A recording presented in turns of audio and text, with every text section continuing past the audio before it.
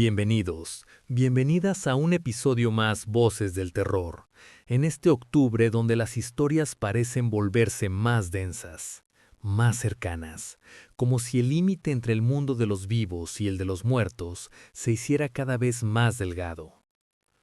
A veces ese límite no solo se difumina, a veces simplemente desaparece. Prepárate. Si estás en casa, apaga la luz y ve por tu bebida caliente favorita. Si estás manejando, mantén la vista fija en el camino y también en esas figuras que a veces parecen moverse a la orilla de la carretera. Y si estás trabajando, gracias por dejarnos acompañarte. Estés donde estés, lo que estás a punto de escuchar no son simples historias. Son experiencias donde algo cruzó y ya no regresó. Cuando mi tío Israel murió, allá por el año 2015, algo se rompió dentro de mi tía Julia. No fue solo el dolor normal de una pérdida, fue como si su vida se hubiera detenido en seco, como si el mundo hubiera seguido avanzando sin ella. Julia cayó en una depresión profunda, de esas que no siempre se notan a simple vista, pero que se sienten en el ambiente, en el silencio, en la manera en que alguien deja de mirar a los ojos. Toda la familia intentó estar cerca de ella. Teníamos miedo de que su tristeza la empujara demasiado lejos. Mi tío Israel era hermano de mi mamá, pero eso nunca significó que Julia fuera ajena a nosotros. Al contrario, siempre fue parte de la familia, y lo sigue siendo hasta hoy. De hecho, éramos nosotros quienes estábamos más cerca de ella que su propia familia de sangre. Con ellos existía cierta distancia, una separación que nunca se explicaba del todo. A veces parecía que mi tía lo prefería así. Fue en el peor momento de su duelo cuando apareció su hermana. Se llamaba Milagros. Era una mujer un poco más joven que Julia, y yo nunca la había visto antes. A primera vista me pareció tranquila, incluso amable. No entendía por qué, desde el primer momento, tanto mi familia como la misma Julia se mostraban tan distantes con ella. Con el paso de los días, empecé a comprenderlo. No era exactamente por ella, sino por lo que hacía, o mejor dicho, por lo que creía. Milagros practicaba una religión, o algo parecido, que la obligaba a mantenerse en contacto con los muertos, con todo tipo de muertos, los buenos y los malos. Ella no parecía una mala persona, pero en la familia se decía que Julia se había alejado de su hermana por cosas terribles que Milagros había tenido que hacer en nombre de esas creencias. Porque no era solo su religión, también era su trabajo, un secreto que su familia prefería no mencionar. Por esas mismas fechas, cuando Milagros llevaba poco tiempo en la ciudad, ocurrió algo que marcaría todo. Una vecina contactó a mi tía Julia. Le dio la dirección de una mujer, una bruja, una médium. Vivía en una colonia alejada, casi perdida, y según la vecina, era alguien de absoluta confianza. Decía que había ayudado a muchas personas a contactar por última vez con sus muertos, a despedirse, a encontrar paz. La vecina metía las manos al fuego. Mi tía Julia, desesperada, aceptó ir, pero solo si mi mamá y yo la acompañábamos. Aceptamos. No porque creyéramos en eso, yo no creía en absoluto, sino porque era madrugada. Eran casi las 3 de la mañana cuando nos preparamos para salir. A esa hora, el miedo pesa menos que la culpa de dejar sola a alguien que sufre. Justo cuando estábamos por arrancar, Milagros apareció. Se subió al carro sin pedir permiso. Le dijo a Julia que lo que iba a hacer podía ser muy peligroso, que no la dejaría hacerlo sola. «No me voy a meter en nada», le dijo. «Solo iré para cuidarte». Seguimos las instrucciones que nos habían dado para llegar. La vecina tenía razón. No se podía confiar en el mapa del teléfono. El camino era confuso, lleno de calles mal señaladas y vueltas que no parecían tener sentido. Llegamos apenas a tiempo. Eran las 4 de la mañana. A unas cuadras del lugar vimos una parada de autobús. Había una fila de gente esperando el transporte para ir a trabajar. Recuerdo haber sentido una envidia extraña. Sí, levantarse tan temprano era pesado, pero ellos no iban camino a hablar con los muertos. Cuando llegamos a la casa, parecía abandonada. El patio estaba lleno de cosas viejas, de objetos acumulados sin orden, de plantas enormes que casi no dejaban ver el interior. Algunas eran plantas que yo nunca había visto antes. El olor era intenso, difícil de describir. No era exactamente desagradable, pero tampoco normal. La casa se veía exactamente como yo imaginaba que se vería la casa de una bruja. Salió una muchacha más o menos de mi edad. Nos dijo que su mamá nos estaba esperando. Entramos todos, excepto Milagros. Ella se quedó afuera, con la mirada clavada en el piso. «Yo no entro», dijo. «Aquí las espero». Julia se acercó y le preguntó en voz baja, aunque todos alcanzamos a escuchar. «¿Por qué no entras? ¿Esto es de verdad?» Milagros levantó la mirada. Su voz era débil. «Sí, todo es verdad. Este lugar está lleno de espíritus». Para cuando escuché eso, ya era demasiado tarde. Ya estaba dentro del patio. Ya no podía arrepentirme. Mi mamá también tenía miedo. Nunca la había visto así. Entramos a un cuartito al fondo de la casa.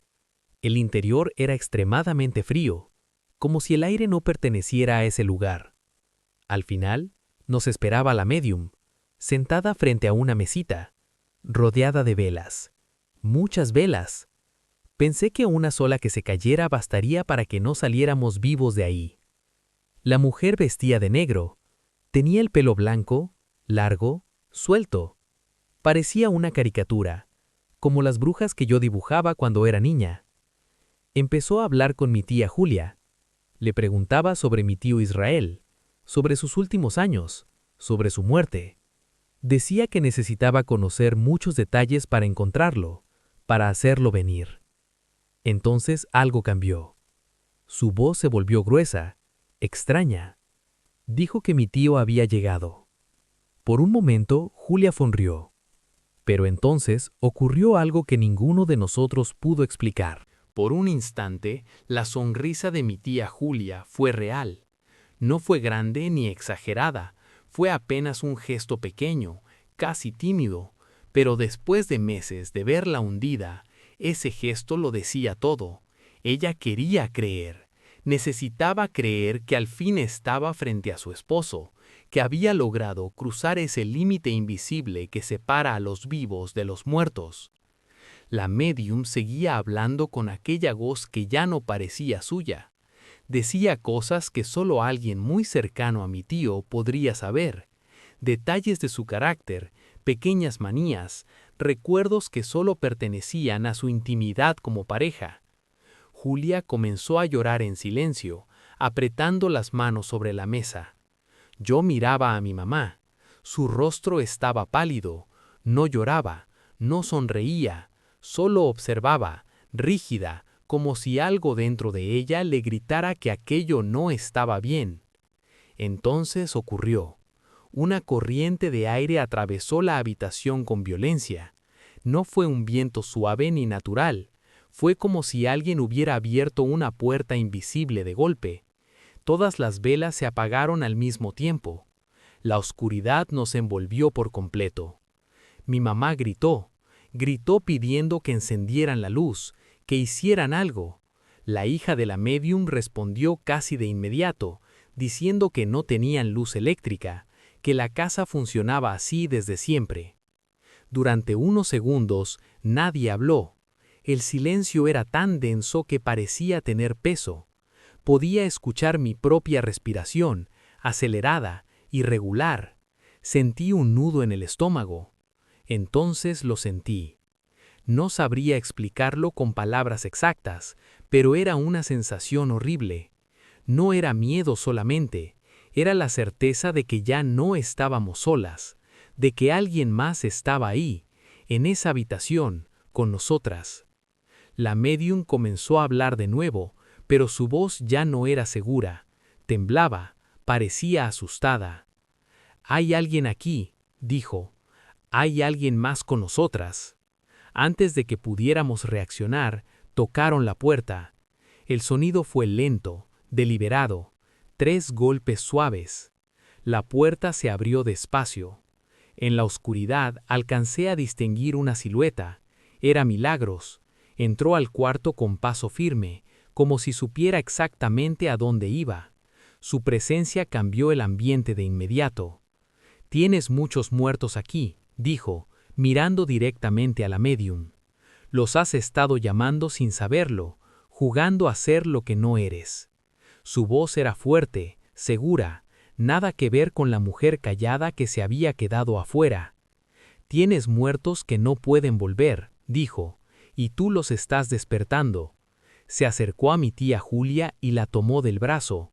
«Vámonos, Julia», le dijo, «antes de que esta mujer traiga de verdad a tu marido, o algo que se le parezca». No esperamos más, salimos de esa casa casi corriendo. La médium salió detrás de nosotras, furiosa, exigiendo que le pagáramos la sesión. Su voz ya no tenía miedo, ahora estaba llena de enojo. Milagros se detuvo, se giró lentamente y la tocó del hombro. En ese momento ocurrió algo extraño. Milagros parecía más grande, no físicamente, pero su presencia llenaba el espacio. Miraba hacia abajo a la médium, como si ésta fuera pequeña, insignificante. «Esta no es tu casa», le dijo. «Aquí vivió una bruja de verdad, una con conocimientos que nadie debería tener». La médium guardó silencio.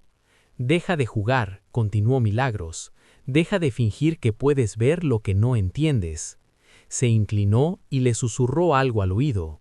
No escuchamos las palabras, pero vimos cómo el rostro de la médium se transformó. Su expresión se llenó de terror.